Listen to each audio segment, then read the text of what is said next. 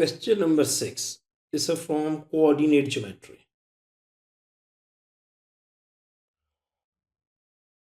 तो आपको coordinate geometry जब क्वेश्चन को रीड करें तो आपको फ़ौरन पता चलना चाहिए ये किस टॉपिक से, और उसके फिर आपके माइंड में सारे कॉन्सेप्ट आने चाहिए। कॉन्सेप्ट्स आपको पहले लर्न करने चाहिए। So question number 6, part A, point A and B and C are plotted on the grid. The grid is shown. और ये पॉइंट ए आपको नज़र आ रहा है, ये पॉइंट बी नज़र आ रहा है, और ये पॉइंट सी आपको यहाँ पे डिस्प्ले किया हुआ है डायग्राम के ऊपर। Now let's see part A of this question. On the grid, plot and label the point D. Point D को हमने यहाँ पे ड्रॉ भी करना है, लेबल भी लेबल करना है, मार्क करके इसको लेबल करना है। So the first number is x coordinate and the second number is y coordinate. तो x coordinate x एक्सिस के ऊपर मिलता है, y coordinate y एक्सिस के ऊपर मिलता है। तो x is here, तो यहाँ पे ये आपके पास आ गया, और y कोऑर्डिनेट 6 है और 6 इज़ हेयर।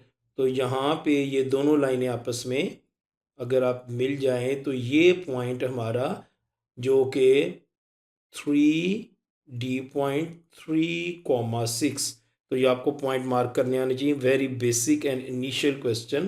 तो पेपर में आपको बहुत बेसिक क्वेश्चन भी पूछे जाते हैं आपकी टेस्टिंग के लिए कि आपको बेसिक मैथमेटिक्स आता है कि नहीं आता, तो ये चीज़ों का आपने ध्यान रखना होता है।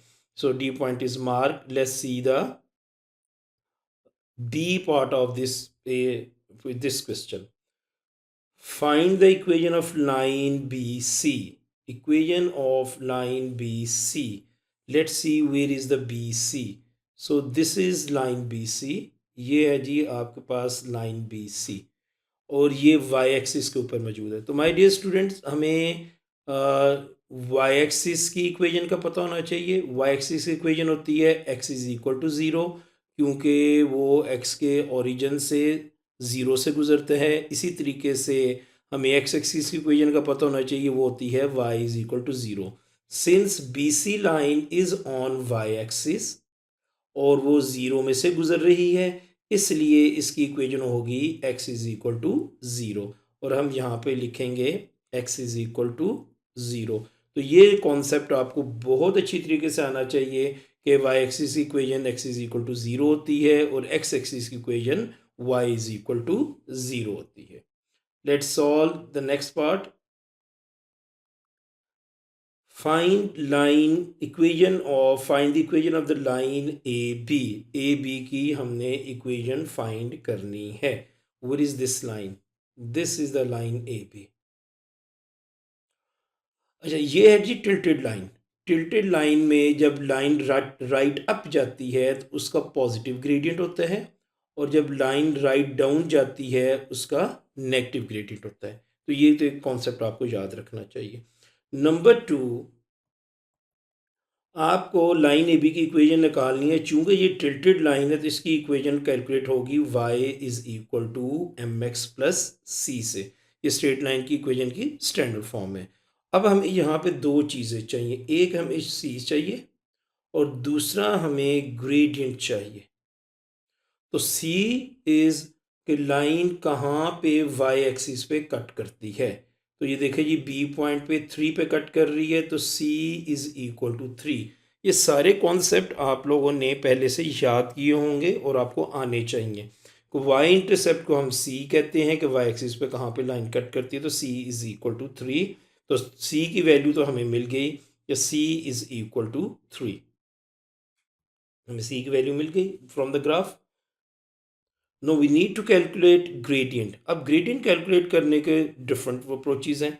एक तो आपके पास फार्मूला होता है m is equal to y2 minus y1 over x2 minus x1, और दूसरा आपके पास एक शॉर्ट फॉर्म है ग्रेडियंट की, m is equal to rise over run. Rise over run के लिए आपको क्या करना पड़ता है? राइज ओवर रन के लिए आपको आपको ट्रायंगल मार्क करनी पड़ती है। तो I am going to mark a triangle. तो ये देखिए जी, ये मैंने राइज मार्क कर दिया, ये मैंने रन मार्क कर दिया। तो राइज आपके पास कितने पॉइंट्स है, कितने ब्लॉक्स है? 1 2 3 4 5 6, और रन कितने हैं जी 1 2 3। सो राइज ओवर रन में आपके पास आ गया 6/3।